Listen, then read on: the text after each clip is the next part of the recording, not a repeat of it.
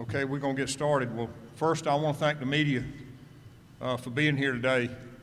I think those of you, especially in the local media, know I don't do very many press conferences. I've been SLED chief 10 years, and I was trying to think back when I did the last one. I think this is probably the second one I've done. And so I can assure you it's important that you be here, and I appreciate you coming because you're going to help me provide some what I think is very important information to the citizens of South Carolina. And needless to say, I want to thank our law enforcement leadership and our prosecutors who are standing here with me today. When we put out a call and asked for law enforcement and prosecutors to be here, we really had no idea that we'd have this many people show up. I think it shows the solidarity that law enforcement, prosecutors, our victims folks have together in trying to combat exactly what we're here to talk about today. These men and women work tirelessly to provide safety and security to the people of South Carolina. They see firsthand the increasing violent acts taking place in Palmetto State. And unfortunately, this disturbing increase in violence is what brings us here today. We as a nation are continuing to see more and more of our citizens murdered and assaulted. And violent crime is increasing at a record pace. While we continue to gather and verify 2020 crime data from local agencies at SLED, the primary data or the preliminary data shows that we are not immune to this disturbing trend, and violent crime is increasing in our state. The rate of murders went up approximately 25% last year, from 457 to 571, while aggravated assaults went up just a little over 9%, 9.3%, from 19,469 to 21,272. For the first time in 2 years, there was a substantial rise in arson cases, which alarmingly increased approximately 19% after declining in 2019 and 2018. As I said last year when I put out Crime in South Carolina, I said I was extremely concerned by the increasing amount of violence in our state, including the number of murders and assaults. I'm particularly troubled by this steady increase in the number of murders. We have seen murders increase 51% over the last 5 years in South Carolina. Gangs, drugs, and criminal access to guns continue to play a significant role in these increases. In fact, according to the Drug Enforcement Administration, 30,000 gangs operate on our streets across America, with nearly all of them involved in drug trafficking and also committing violent crimes. Yet, given this alarming surge, it's very disheartening to see so much effort and attention being directed at anti-public safety legislation that puts criminals back on the streets and makes our communities less safe. Efforts like sentencing reform only serve to incentivize criminal conduct. If we make prosecution of drug crimes more difficult and we decrease penalties for breaking the law, the public's safety becomes more at risk. Drug crimes are inherently violent, and we should not incentivize this type of criminal behavior. Our law enforcement professionals see personal impact of drugs and how they're inflicting pain on our citizens every day in their jurisdictions. Our communities themselves are victims of drugs being brought into their neighborhoods. No family no family who has lost a loved one, a child, a mother, a father, a brother or sister, can be told that there are no victims in drug crimes. I'm so sick of hearing that drug crimes are victimless crimes. We need legislative support and community involvement to improve public safety and keep our streets safe. Simply turning a blind eye to crime and not holding criminals accountable is not the answer. The data being collected for the 2020 Uniform Crime Report is preliminary, showing that the rate of violent crime has increased 5% compared to 2019 and 11% since 2015. Now, it's not all bad news. Property crimes have dropped approximately 6% in 2020 when compared to the previous year, and this will be the 6th consecutive year that the number of property crimes has declined. We're also encouraged to see the rates for robbery and sexual battery continuing to drop as well. These positive trends are unfortunately outweighed by the troubling spike in murders and aggravated assaults. I need everyone to remember that while we are only providing to you statistics today, that each one of these statistics is a member of our community. These are our loved ones, our neighbors, our friends. These are South Carolinians. The reason I'm here for the first time releasing these preliminary numbers is that as bad as it was last year, and those numbers are not complete yet, 2021 appears to be trending even worse. And we're just entering the summer months when traditionally we see a spike in violent crime across our country. Now's the time to work together to improve law enforcement's efforts and capabilities. Professional, accountable law enforcement makes our communities safer. We must work every day to show the public that we are worthy of the respect and trust that they've given to us to serve their communities. But the reality is, we cannot do it alone. As we have said many times before, this is not an issue where we can arrest our way out of it. We need communities to help if we are truly to make our nation, our state, and our home safer.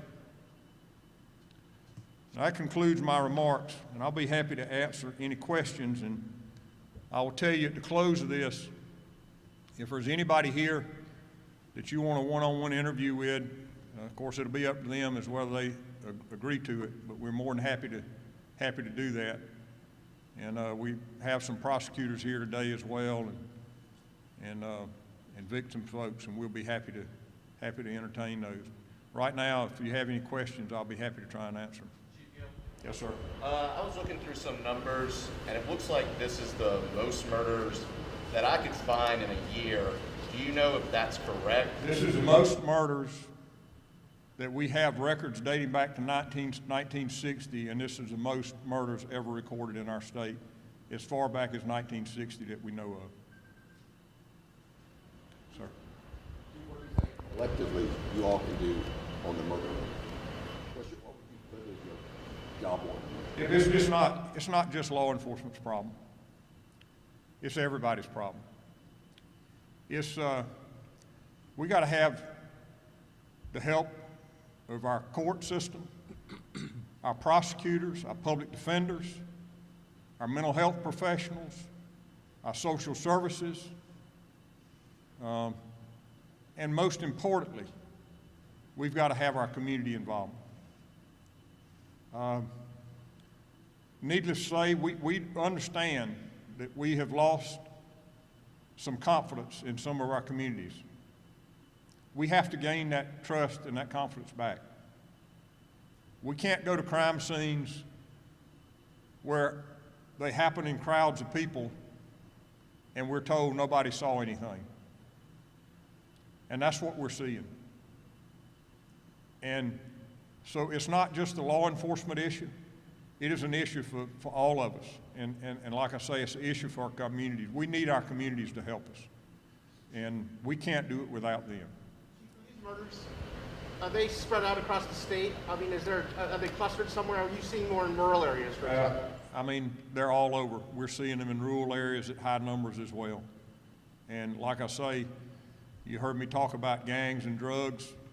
I think most of the folks up here on this stage will tell you that if you look at all crime, whether it's property crimes or violent crimes, oftentimes there's a nexus to drugs or gangs. You know, people steal things to buy drugs. They commit crimes to steal drugs, and that's what we're seeing now.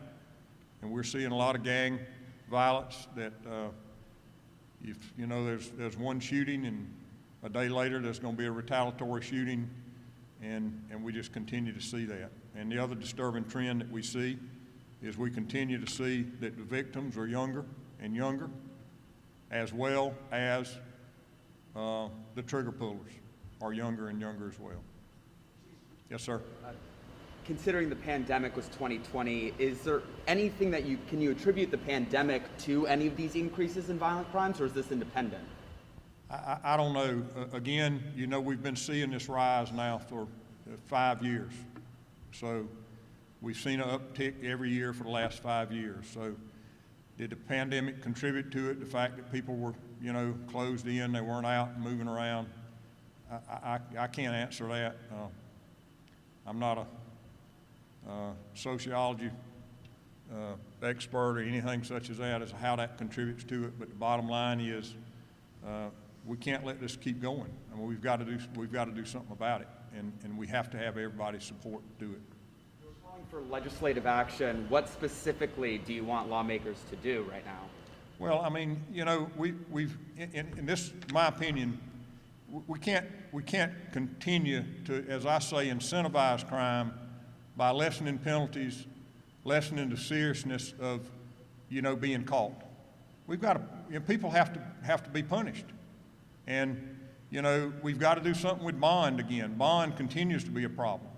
As to how many people that we have that commits crimes and are out on bond and reoffending while they're out on bond. And they continue to do it over and over and over. And, you know, there's a case in Lexington County that happened recently, and y'all covered it with 2 Lexington County deputies that were shot by an individual who was out on bond for murder. And, you know, we've got to look at our gun laws. I've had discussions with the legislature with regards to our unlawful carrying of a firearm. You know, you can get caught over and over again, and there's no increase in penalty. There needs to be some graduated penalties for that. We have hundreds of felonies on our books today that if you're convicted of that felony, you're still not prohibited from carrying a firearm in South Carolina. It's only certain felonies that you are prohibited from carrying.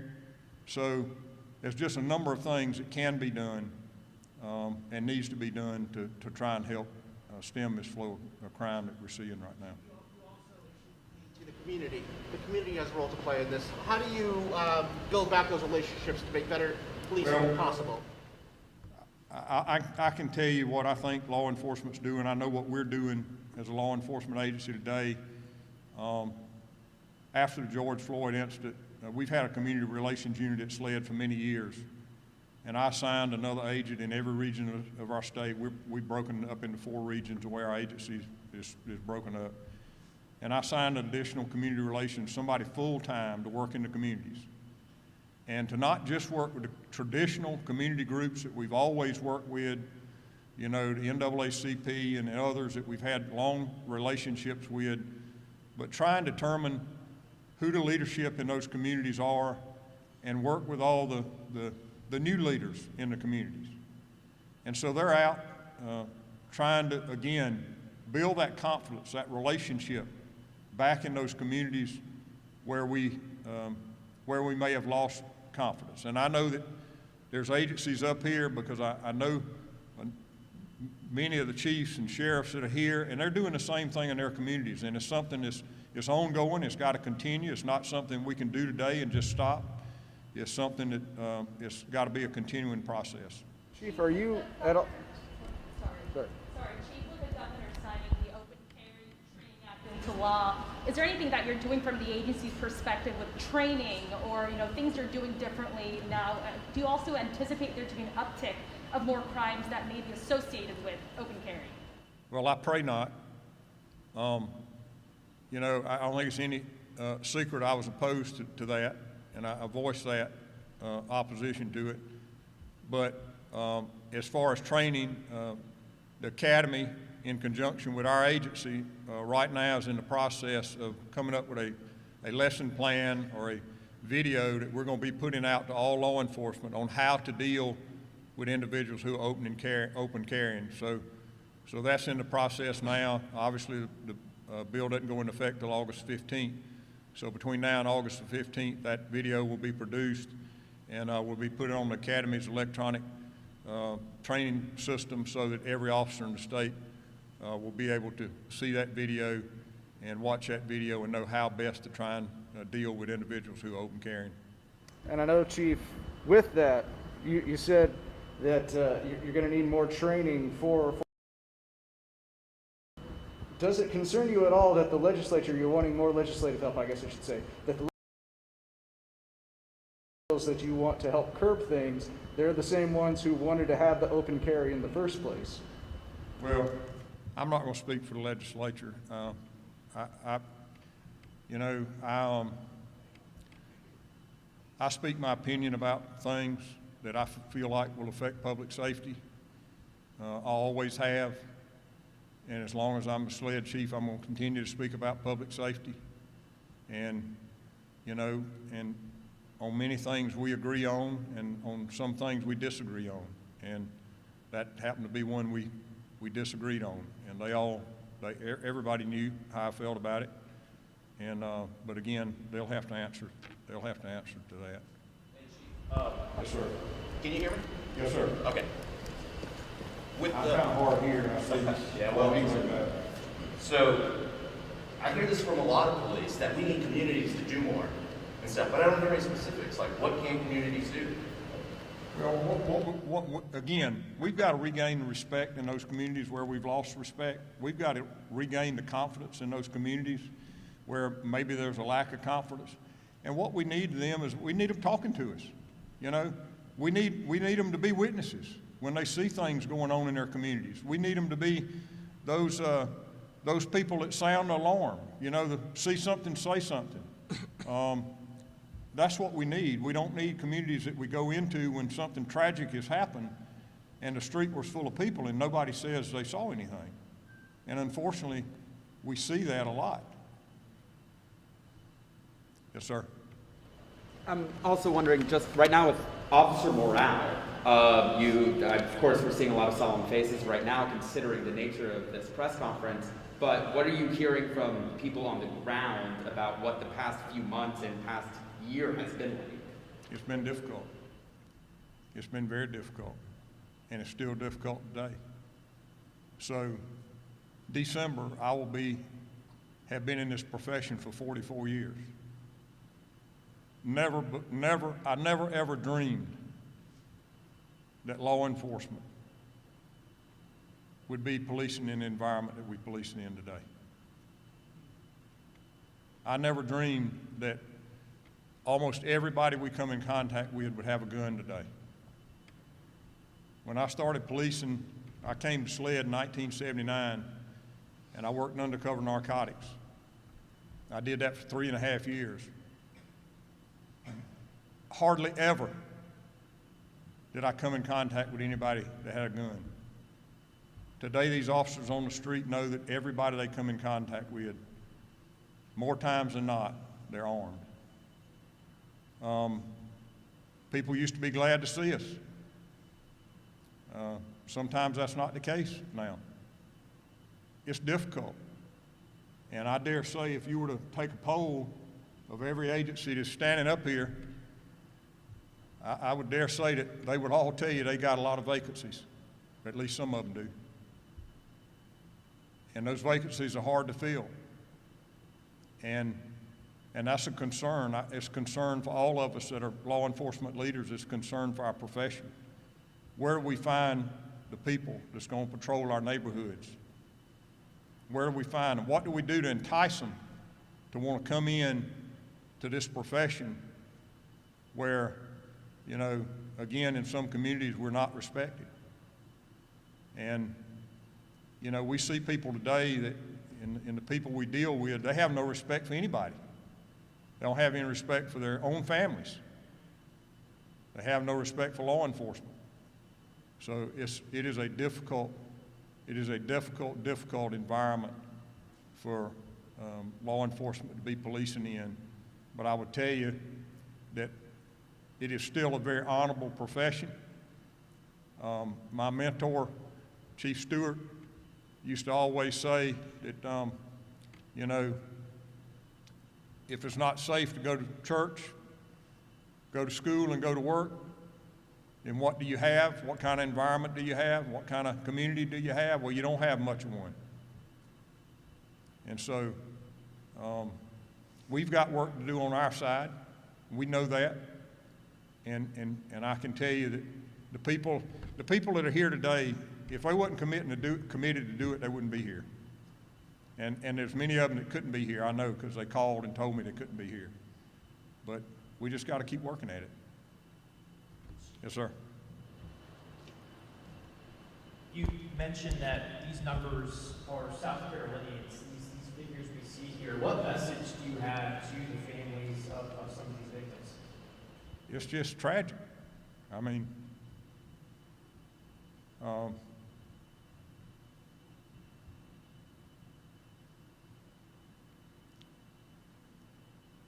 you know, that's not the way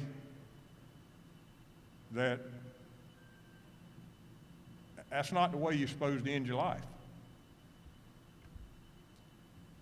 And so many families are having to endure that every single day. I look at our crime scene calls, and I swear I don't think there's a day goes by right now I don't see our crime scene going to homicide somewhere in our state. Oftentimes, you know, 2 teams going out, sometimes 3 teams going out. I can't imagine, you know, being and it's in every neighborhood.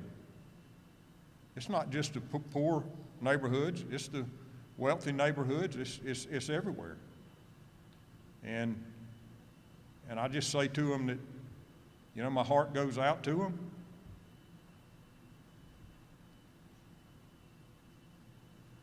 You know, to lose a child.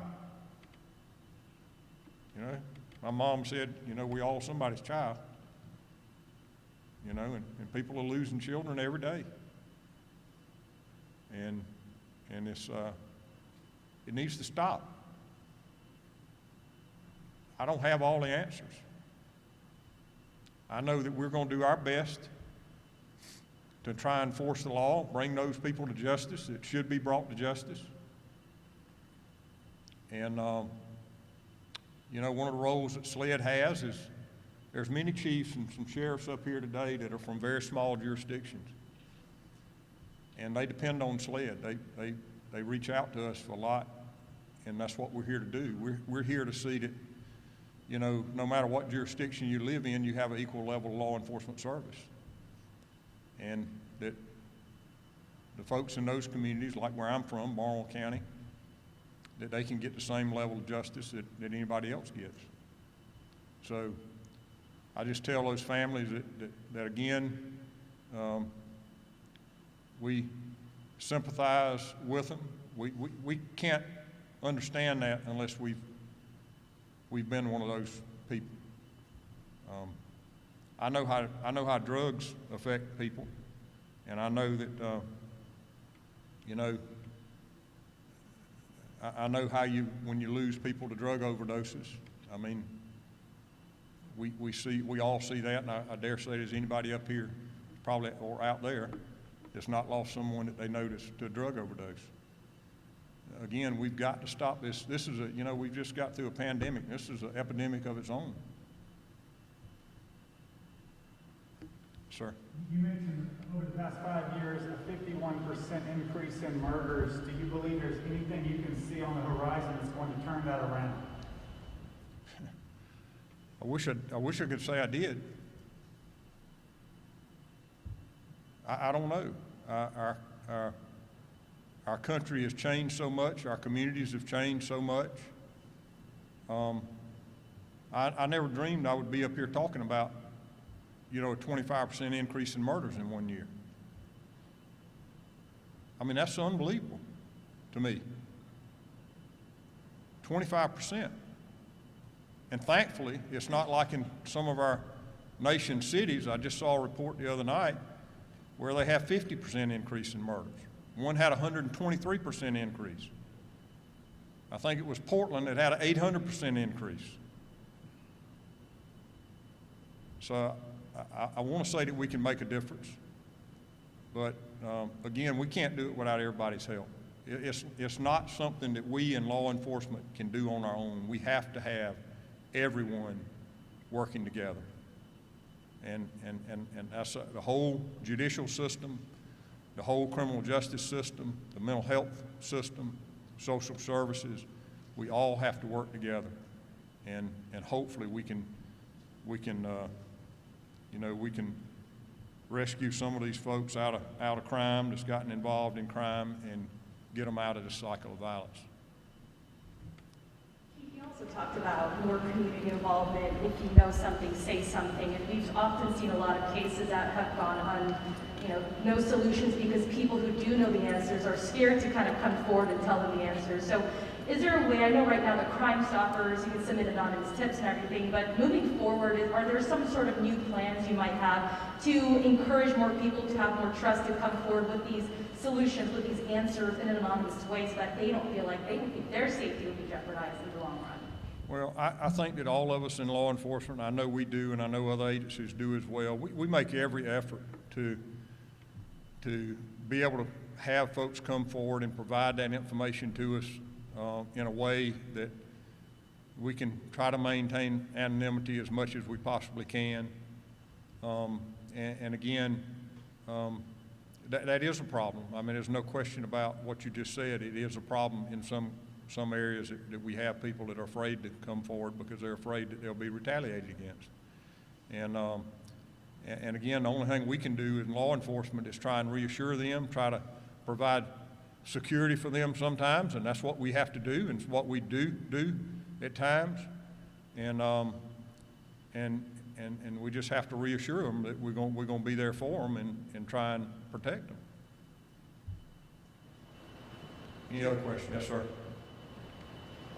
Mentioning the communities, is there any kind of plans to try to get the communities involved, like say, for example, more police patrol in the neighborhoods or making the police more accessible to the community? Is there any plans for that?